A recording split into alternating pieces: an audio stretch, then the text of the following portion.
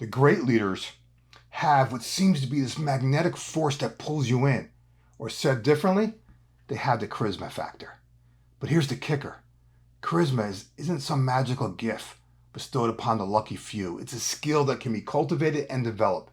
And today, I'm going to unpack the secrets of charismatic leaders and offer some suggestions on how you can build genuine connections and influence. Let's dive in.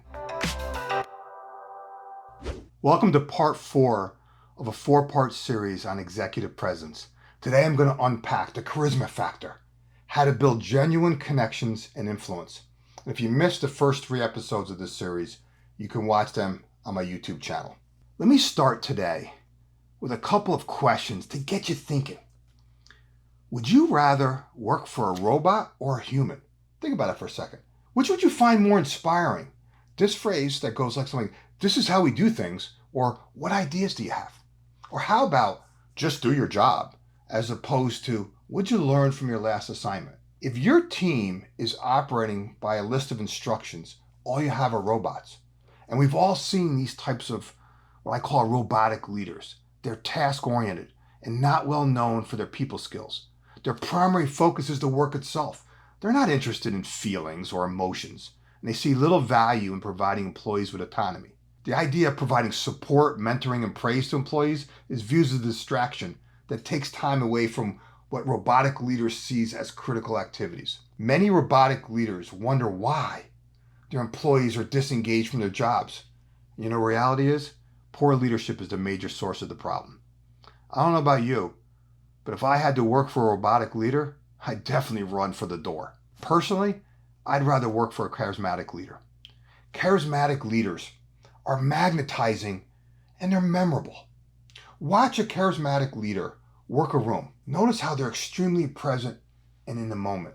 All their attention is focused on the person they're talking to, making that individual feel like just for that moment, they're the most important person in the world. Charismatic leaders excel at reading their environment.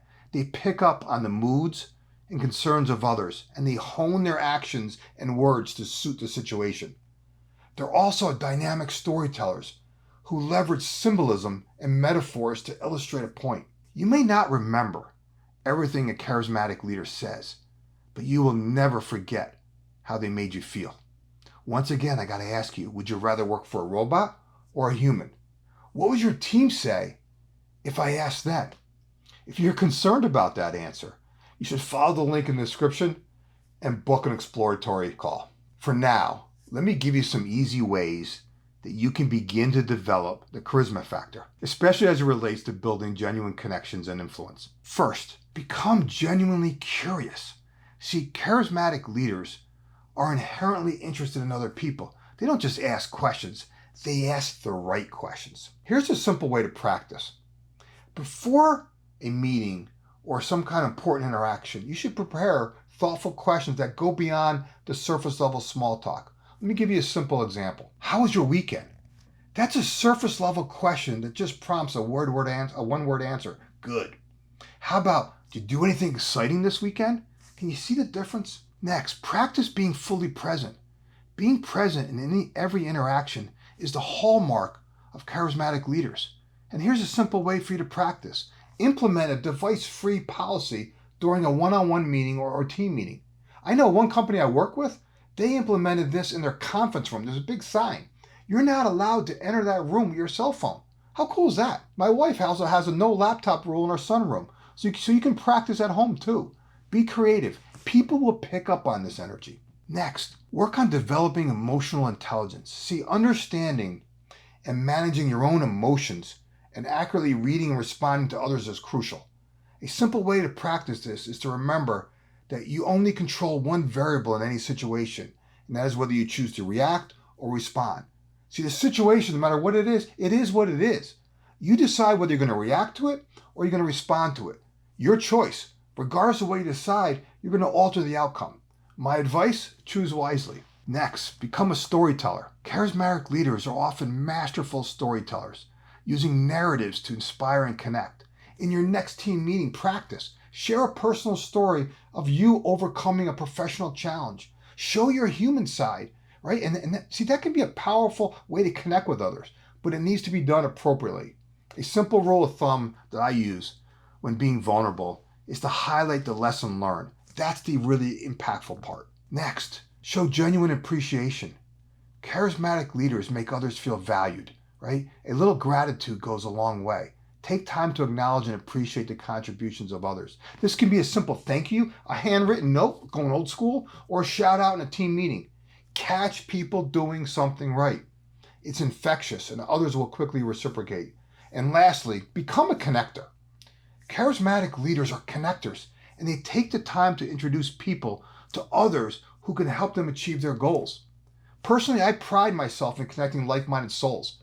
Meaningful connections bring value to those in my network. Don't just do it to get something in return.